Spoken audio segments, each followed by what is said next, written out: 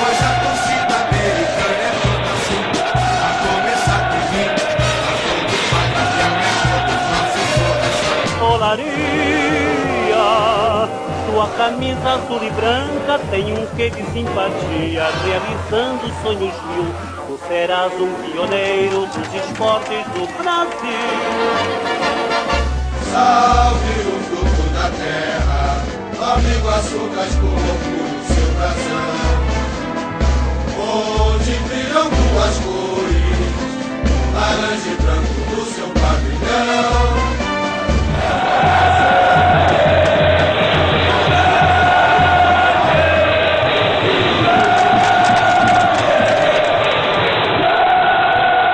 Longe do mundo do glamour e das altas cifras que envolvem os 4 grandes clubes de futebol do estado do Rio de Janeiro, temos em seu oposto os clubes de menor investimento, que seguem na luta diária contra todos os tipos de dificuldade.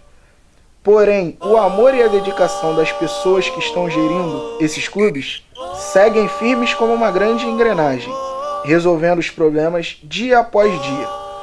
Trabalhar do outro lado da moeda é esquecer a grama sempre verde e as arquibancadas lotadas. Praia e sol, Maracanã, futebol, domingo.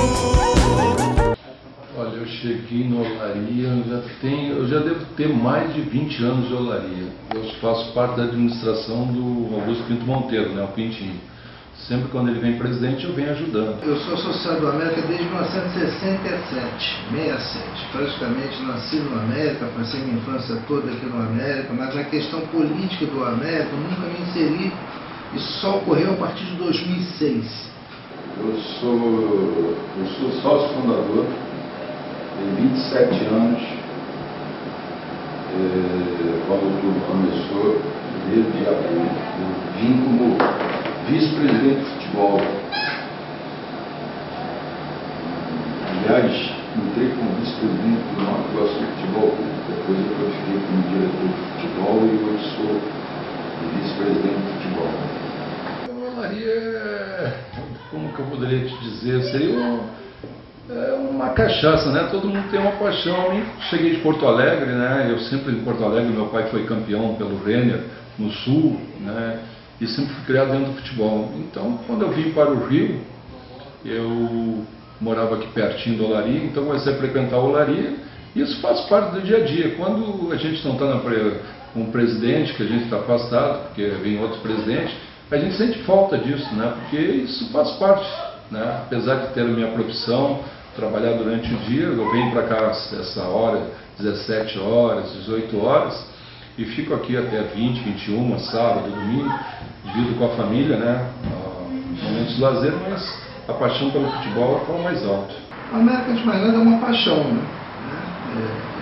O meu falecido soube dizer que pátria, time de futebol, religião, cada um tem o seu, a sua, e não adianta discutir, né? O América é uma paixão que eu tenho, como disse, desde criança, desde pequeno.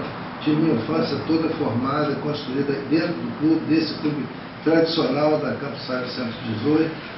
E a representação do América para mim é isso, quer dizer, é uma parte de mim, quer dizer, é importante para mim, é a paixão que eu tenho, que eu carrego comigo e O Nova Iguaçu representa tudo, cara. Porque não só para mim, como para todos os sócios que fundaram o clube e que hoje administram o clube, né? Porque o Nova Iguaçu hoje tudo é muito bonito, as pessoas entram aqui, olham, né? Vê uma estrutura dessa, mas não tem ideia de como isso foi difícil, porque nós começamos sem nada. Bola na rede pra fazer o gol. Quem não sonhou em ser um jogador de futebol? A questão do calendário é a sobrevivência dos clubes. Os clubes de menor investimento, como você citou alguns aí, ocorre que fazem um campeonato de 3 a 4 meses, depois não tem calendário para o resto da competição. Então fica muito difícil, inclusive, você manter um plantel, um elenco para apenas 3 meses. E isso daí dificulta muito, principalmente a tua formação de base, que o teu interesse quando tu forma a base é projetar ele no profissional. Até para trazer um jogador mais qualificado, esse jogador não vai querer participar, vai ficar 3 meses depois, o que ele vai fazer? Eu acho que deveria haver, assim, a FERJ deveria sentar, discutir com os clubes de menor investimento, para criar alternativas, né, daqueles que não conseguiram ter classificações para disputar um brasileiro, a Copa do Brasil, para ele ter um ano mais competitivo, para ele ter poder. Essa é uma grande dificuldade, é uma equação que acredito que a FERJ, a nossa Federação de Futebol do Estado do Rio de Janeiro, vem trabalhando no sentido de regularizar isso e dar uma oportunidade maior aos clubes de menor investimento. A federação já faz o que ela pode também, né? A gente não pode só jogar tudo, federação por federação. Eu acho que a CBF também poderia ver isso. Eu prefiro, sim, a federação, então, disponibilizar uma verba maior para os times para poder cobrir a folha de pagamento, nesse sentido. Pisa na área de cabeça, faz o gol.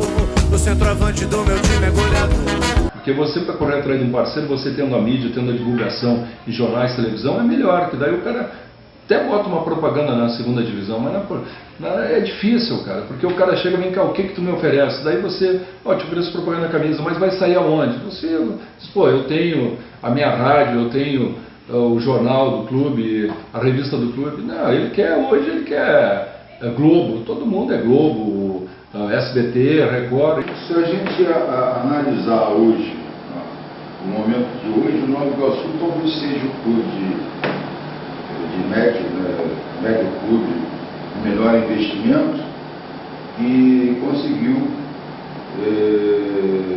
ter no ano inteiro 4 patrocinadores. Lógico, não são patrocínios comparados aos grandes clubes, mas são 4 patrocínios que ajudam o Nova Iguaçu no seu ano, não só profissionalmente, como nas categorias básicas. Se os jornais falassem mais, você teria mais a mídia, né, de jornais, televisão, isso você vê que a segunda divisão em outros estados é passado pela televisão. No Rio não, no Rio a gente não consegue isso. São patrocinadores da própria cidade que acreditam no projeto e acreditam no crescimento do Nova Iguaçu, na marca Nova Iguaçu. Agora é evidente que isso daí a gente pretende obter patrocínios que possam dar condições da gente divulgar, né, outros meios em que a gente possa financeiramente começar a se igualar, não a se igualar, mas chegar mais próximo dos grandes. Mas para isso a gente precisa se projetar no cenário profissional nacional. Bola na trave, não altera o placar. É bola na área, sem ninguém pra cabecear. O cenário dos clubes de menor investimento é muito complicado, né? Se a gente já vê equipes grandes atrasando salário, tendo uma fonte de renda muito maior, a cota de TV, claro, sua proporcionalidade, né? Quem tem mais dinheiro, obviamente, paga salários maiores. Os clubes de menor investimento do Rio de Janeiro é um verdadeiro colapso, né? Ainda é muito precário, né? Porque os clubes têm pouco investimento, principalmente de patrocinador. A televisão, por exemplo, que hoje é o grande patrocinador dos clubes grandes, acaba não tendo esse aporte nos times pequenos, até porque, por exemplo, não passa a segunda divisão do futebol carioca em nenhuma televisão. A gente vê em São Paulo que tem a cobertura da segunda divisão, até da terceira divisão em alguns canais, e aqui no Rio a gente não tem isso. São clubes sem renda, são clubes praticamente sem torcida, com muitos salários de gaveta, que jogador acima que recebe não recebe, atrasos, escudão, enfim, é um ou outro que foge um pouco dessa risca, mas na maioria dos casos, principalmente de segunda divisão para baixo, falta estrutura, falta financeiro, falta dinheiro, né, obviamente, são uma série de coisas que complicam, né?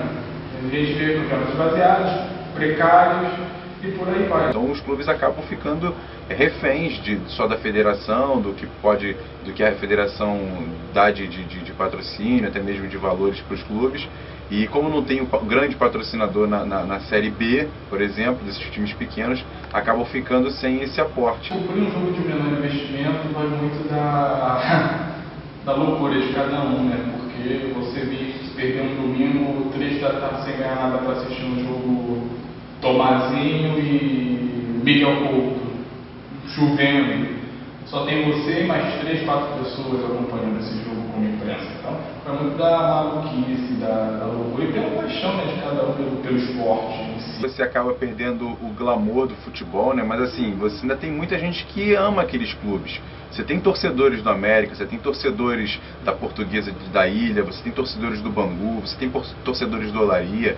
São poucos, mas tem torcedores. Então assim, você ainda mexe muito com a paixão ainda, falando desses clubes pequenos. Ainda são clubes de bairro, são clubes que agregam as famílias, que não tem essa estrutura toda das grandes finais, dos grandes eventos do futebol mundial, até mesmo nacional, mas são jogos que você tem essa coisa do futebol raiz, né? Que todo mundo dizendo se é Nutella, se é raiz, você acaba tendo essa coisa da raiz, de você ver o futebol mesmo, aquela coisa mais pegada, aquela coisa mais amadora. Então assim, acaba tendo mais sentimento do que propriamente aquela vontade de ver um jogo, né? E o que muito me incomoda em relação à grande mídia, quando cobra esses times menores, não querendo criticar, mas já criticando, é que eles tratam como bizarro. E a gente não tem esse olhar como bizarro. Um campo ruim é bizarro. Um fato, um clube que não pagou um hambúrguer às estrelas da partida não é bizarro. A gente vê porque a gente sabe da realidade que aquele clube enfrenta, né? Com certeza você cobrir no dia a dia, independente se você está em veículo ou depois você torna-se assessor de imprensa, você se apaixona. Esse caso meu especial foi o Bangu. Até mesmo na sua vida, quando você encontra uma pessoa que tem mais dificuldade, você acaba tendo um pouco mais de carinho com aquela pessoa, querendo ajudar. E eu acho que é esse sentimento que a gente acaba tendo com os clubes de menor investimento. Você vê todo um trabalho sendo feito, por mais que parece que estão dando soco em ponta de faca, porque sabe que você não vai conseguir, mas mesmo assim você ainda vê muito carinho, ainda vê profissionais trabalhando naquelas equipes, que se dedicam para aquilo dali, às vezes por um salário que às vezes não chega, normalmente não chega, demora muito para vir um salário digno por mês, quando tem. Então você tem muito essa coisa do sentimento da dificuldade. E com essa dificuldade você acaba criando uma empatia com aquele clube, com aqueles jogadores, com aquele elenco. E você acaba tendo mesmo um sentimento quase de tendo seu super-herói deles. Assim, pô, eu tenho que começar porque eu posso ajudar esses clubes. O caso do Bangu é maravilhosa. Você pegar a história do Bangu, foi o primeiro clube a botar um medo, foi o primeiro clube campeão do Maracanã, foi o primeiro clube a fazer merchandising. Então, o Bangu tem uma história de pioneirismo muito grande e é apaixonante você estar ali no dia a dia. O calendário brasileiro ele é muito cruel para quem não disputa a primeira e segunda divisão. Mas muito disso também é culpa dos próprios clubes que aprovam os calendários, né? Mas eu não vejo assim como você mudar hoje. Olha, eu acho que eu sou uma voz diferente da maioria, assim. Eu acredito que a federação, ela tem sim um calendário para os clubes. Você tem a primeira divisão no primeiro semestre, você tem a Copa Rio, que dá uma vaga na Série D do Campeonato Brasileiro e também na Copa do Brasil. Ou seja, calendário os times do Rio têm. O problema é a estrutura, como a gente já falou. Tem muita coisa que precisa ser melhorada. Ano que vem o calendário vai ser muito mais cruel por conta da Copa do Mundo. O Campeonato Estadual começa na última semana de janeiro, vai começar no dia 17 de janeiro. Ou seja, obviamente, cabe março. Um monte de clube já está todo mundo desempregado até o segundo semestre, depois disputa a Copa Rio. Quem disputa, e aí? Vai jogar a Copa Rio, eliminatório, tu perde 2 jogos, tu está eliminado, não acaba o seu ano, você disputou 12 jogos. Mas eu acho que não é culpa da federação, eu acho que todo um trabalho sendo feito de uma maneira um pouco melhor profissionalmente, acho que tem como as coisas acontecerem melhor. A federação dá calendário e ela dá a oportunidade para os clubes se manterem, sendo que tudo que é gerido pelo futebol é muito caro.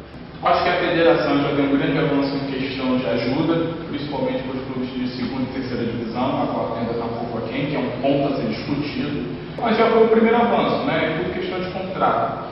Eu vejo que a federação pode ainda ajudar mais, deve ajudar, mas já começou a dar um passo. já começou a aliviar muita coisa. Mas também, ó, os clubes do Rio de Janeiro, isso é fato, são muitos bem organizados. Camisa da seleção. A América me motiva porque eu faço o que eu gosto e é um grande clube. Um clube que eu aprendi a gostar, torcer. Desde que eu conheço como gente, sempre gostei do América. Então, para mim é um prazer trabalhar no América. A minha vida hoje sem olaria seria uma vida, vamos dizer assim, pacata, em casa, entendeu? Brincando com a minha netinha, que foi o clube que abriu as portas para mim. Eu sou muito feliz aqui na Olaria. A Nova Iguaçu é minha segunda família. Onde que eu chego 7h30, saio 7 horas da noite, é de segunda a segunda trabalhando. É a minha segunda família. É tudo, né, cara? É meu segundo time também. O que motiva é a convivência com os atletas, né? Com o clube. Os atletas experientes, mesmo aqueles que não têm experiência, você poder ajudar eles, entendeu? E estar sempre presente na vida deles, dando sempre conselho para o bem para eles. Acho que molecada, como você falou, de pré-mirim, Claudinha, até o profissional. E pra mim, apesar de ser mais velho, né, cada dia um aprendizado diferente, é uma história, é um conselho, um abraço. Às vezes, muitas vezes, os garotos estão chorando, eu tô ali do lado ali para dar uma palavra de conselho, um abraço também que eles me dão. E ainda vou te garantir, tem muitos garotos aí que vai dar muitas glórias para a Olaria. Muitos podem acreditar que vão ver eles lá em cima, no próprio Olaria, tem clubes grandes aí, que o Olaria é clube grande, mas eu digo desde os clubes de primeira linha do futebol brasileiro. Hoje o América me representa muita coisa. Hoje tive grande conquista com o América, me faz bem, me faz feliz sair de casa, vir para o clube trabalhar. Eu não sei nem como botar isso, mas vamos dizer, é um pouquinho do ar que eu respiro, é o Nova Iguaçu. Eu comecei a acompanhar o Nova Iguaçu em 2005, cheguei a fundar uma torcida organizada do Nova Iguaçu chamada Torcida Orgulho Laranja, e depois eu entrei na faculdade de comunicação e em 2013 recebi convite para trabalhar aqui no Nova Iguaçu, já conheci a pessoa da diretoria. Então é um orgulho muito grande fazer parte de um clube que eu passei a admirar, né, torcer, e hoje eu sinto parte disso, né? Então é um orgulho muito grande para mim. Meu pai, torcedor da América, meus avós, entendeu? Meus irmãos, minha irmã, minha mãe. Meu pai me levava para os estádios, 3, 4, 5 anos. Então, estou com 52, faz aí meio século. É o clube do nosso bairro, é um clube que não tem ajuda financeira do Estado, não tem ajuda financeira do município, ele sobrevive dos seus próprios recursos, né, de associados. E por eu ser cria do bairro, são 50 anos de Olaria, e eu sempre fui sócio do Olaria desde os anos 80, a gente cria uma paixão pelo nosso clube do bairro, pelo que é o meu clube de coração. O Olaria hoje é o meu primeiro clube. A gente não tinha condições financeiras de fazer viagens longas, né, mas a gente ia nunca ter jogo. Nós fomos um jogo contra o Bangu em Moça Bonita, em 2005, e era a galera aqui da cidade mesmo, que a gente conhecia de colégio, assim, a gente fez uma faixa, era 15 pessoas, não era nada mais do que isso. A gente foi no Bangu, a torcida do Bangu na época era chata, então começaram a tirar onda com a gente, queria sair pra bater, pra cair na porrada. A gente ficou lá, tranquilidade, atrás do gol lá, torcendo pra Nova Iguaçu com uma bateriazinha. A gente gostava, né, de torcer, queria ajudar o aluno de alguma forma, né, porque é um clube novo, então tem aquela torcida que outros clubes mais centenários, né, clubes mais velhos têm. Eu lembro de um jogo início dos anos 80 ali, que eu estava lá e tal. O alambrado ficava bem perto do campo, sabe? O alambrado que separava a torcida do campo, do gramado mesmo, era uma coisa assim, muito próxima. E eu lembro que era um jogo do América, se não me engano, contra o Campo Grande, não tenho certeza o adversário. Eu sei que o juiz, passando perto da linha lateral, deixou cair sem querer, não viu, os dois cartões, o vermelho e o amarelo. Nisso veio um jogador do América, pegou os dois cartões e jogou por cima do alambrado. E eu que peguei os cartões. Até que alguém avisou o juiz: olha só, os teus cartões estão lá com o torcedor, lá na arquibancada. Aí o juiz interrompeu o jogo e veio caminhando na direção onde eu estava, e ele me pediu os cartões de volta, todo humilde, sabe? Por favor, me devolve os cartões, eu não tenho como continuar o jogo. Aí eu repreendi ele, sabe? Eu falei assim, pela tua atitude de perder os cartões, você está expulso. Eu fiz aquela pose, né? Mostrei o cartão vermelho para ele, expulsei o juiz. Aí teve uma risada, até ele não se conteve, né? Começou a rir. Mas aí eu vi que a polícia militar os policiais estavam se aproximando de mim, assim, com um olhar meio hostil, aí eu devolvi rapidamente. Toma aí, não tem nada com isso não. Nós uma vez jogamos contra o Goytacazes lá em Campos, e o Goytacazes e o Olaria têm uma rivalidade, como se fosse um Flamengo e Vasco, por exemplo. O Olaria e Goytacazes e o Olaria América, são dois clubes que as torcidas não se cruzam. E numa oportunidade, num jogo do Olaria lá em Campos, a torcida do Goytacazes veio pegar a gente, uma confusão, tacando pedra, o ônibus teve que encostar praticamente na saída, a gente com escolta policial, diretor, presidente, e a gente teve um sufoco de sair dali para poder entrar dentro do ônibus. Então são algumas passagens que não são muito felizes nesse acompanhamento do Olaria como torcedor, que às vezes a gente tem que passar. É um orgulho, sim, muito grande poder fazer parte, né? Porque eu sou carioca, né, do Rio, da capital, mas me mudei para Nova Iguaçu quando eu tinha 1 ano e meio de idade, né, neném ainda, e morei aqui 25 anos, mais ou menos, mais até 26 anos da minha vida. Fez parte da minha vida de adolescente, frequentar a Tijuca, frequentar a Sérgio do América, fazia muitas amizades ali, viu? Ia aos jogos. A gente que torce para o América não pensa muito em título não, porque isso é uma coisa mais mais difícil, né?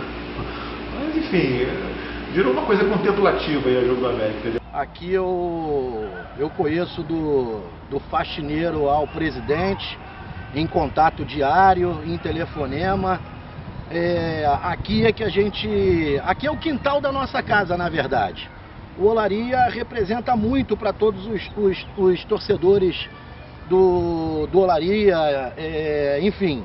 Cara, é um clube de menor investimento, mas que não deixa a desejar para qualquer outro clube aí de maior porte.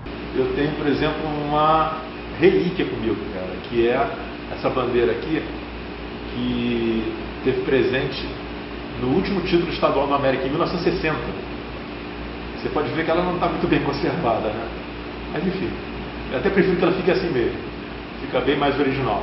O último título do América em 60, portanto tem 57 anos, a gente considera o último título de relevância, né, estadual. Está aqui essa bandeira que esteve presente no Maracanã com mais de 100 mil pessoas naquela data.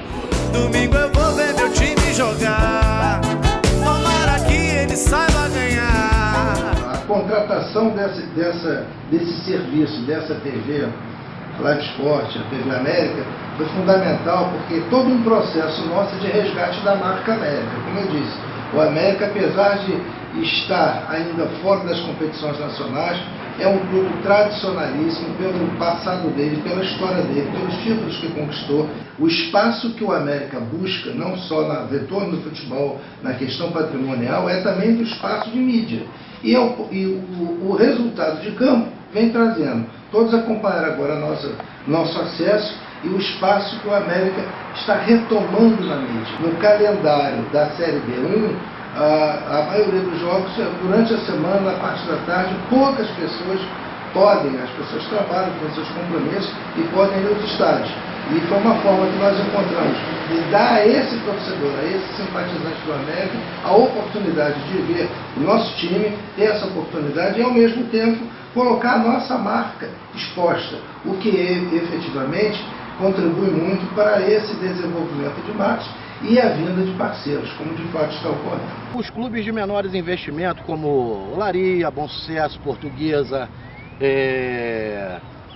Goytacazes, Americano, Volta Redonda, as grandes mídias não querem saber desses clubes. E o Olaria, sempre que ia jogar em Campos, sempre que ia jogar em Volta Redonda, nós não tínhamos as informações dos jogos porque ninguém transmitia. O Clécio Viana, que é o nosso mentor intelectual da Web Rádio Jovem Olaria, ele já tinha uma rádio que ele tocava música e tal, Aí num jogo que teve aqui no Olaria, a torcida já tinha comprado fogos, era um jogo importante para o clube, e por um motivo os portões seriam fechados e não seriam abertos ao público. Aí houve aquela frustração, a torcida do Olaria queria invadir, porque queria ver o jogo e tal. Aí nós tivemos uma ideia, pô Clécio, a tua rádio a gente não tem como transmitir o jogo para que os torcedores possam ouvir. Aí nesse dia o Clécio conseguiu botar, a gente transmitiu o jogo. Quem é que vai narrar? Eu narro. Tem agora o Pedrinho, tenta fazer a jogada pro Bruno Barreto, de novo, agora o Rodrigo pro Jefferson, pro Pedro, tocou pro Bruno Barreto, cobrou, chutou, que lindo! Que beleza, que alegria! Gol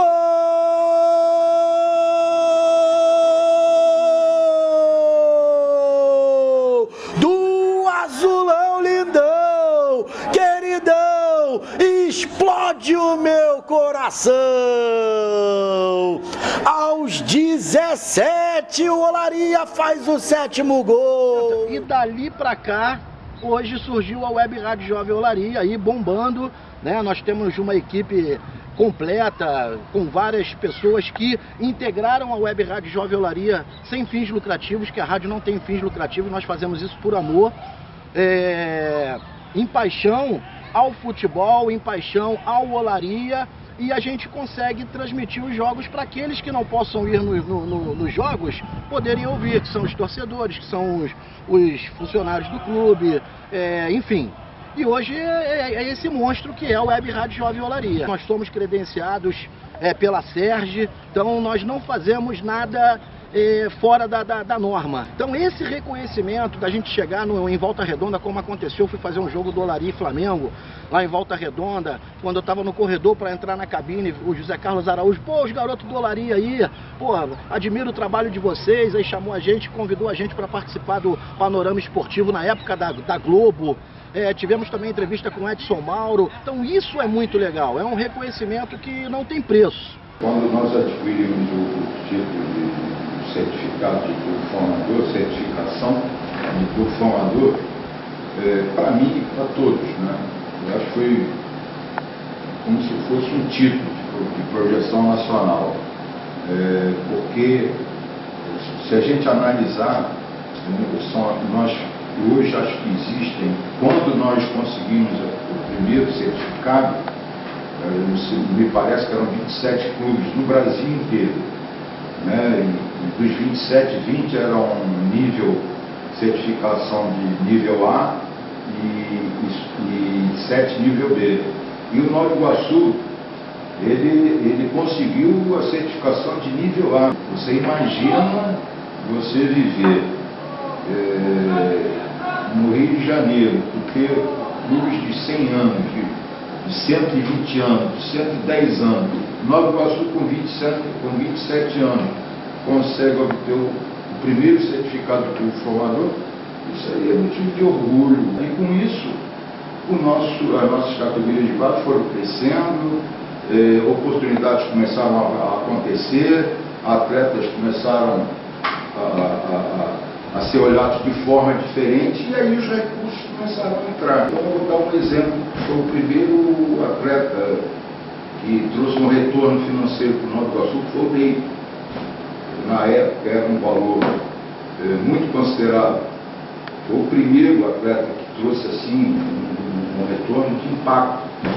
Nós pegamos todo aquele recurso e investimos dentro do CT. E aí nós fizemos aquilo que a gente sonhava lá atrás. Isso foi em 99, 2000. A cada ano você chega aqui, tu vê uma obra, tu vê a estrutura aumentando. Isso daí é uma coisa que a gente vive diariamente, vive anualmente. Então, o Nova Iguaçu não para, né? Mesmo com as dificuldades, muitas vezes, e a gente sabe que a criança, o atleta da Baixada, ele é altamente carente de tudo, né? Mas você dá o carinho, você dá o respeito, você passa a confiança, ele começa a fazer parte do projeto, ele se sente dentro do projeto. Essa é a camisa dele, dele. Eu queria ver o Olaria de novo na primeira divisão. Eu peguei o Olaria na primeira divisão, ganhei de Flamengo dentro do Maracanã, já fiz grandes atuações com o Olaria, entendeu? Eu gostaria que no final do ano o Papai do Céu reservasse para o ano que vem para o Olaria subir. E a gente conseguir dar a volta por cima, porque tu sabe que todos os clubes têm dívidas, a gente conseguir acertar, sair do vermelho e ficar no azul, para poder trabalhar com tranquilidade. Entendeu? Que o mais importante hoje, em qualquer clube, em qualquer local, é você trabalhar com tranquilidade.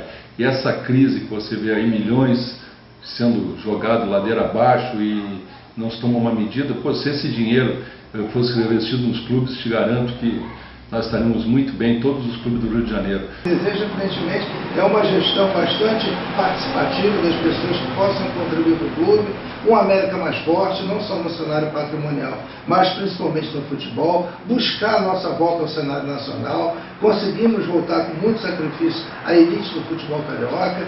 Desejo de coração que a gente continue, perdure e volte a ser um clube fixo na Série A do estadual e buscar o caminho de volta à elite também do futebol nacional. Se ele nos der o mesmo sucesso de 2017, em que nós alcançamos quase tudo que nós queríamos, em 2018 a gente estará com certeza numa Série C do ano de 2019,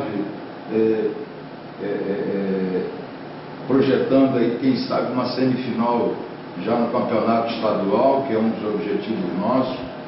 Eu sei que é difícil, mas quem quer chegar e quem quer ser grande tem que pensar grande. Hei de torcer, torcer, torcer, hei de torcer até morrer, morrer, morrer, pois a torcida americana é toda assim, a começar por mim, a cor do padre de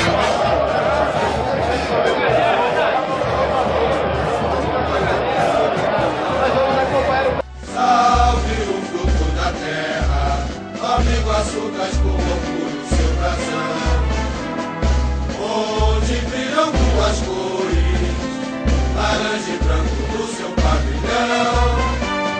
Primeiro de abril é sua glória. Olaria, teu esforço e tua glória estão crescendo dia a dia. Olaria.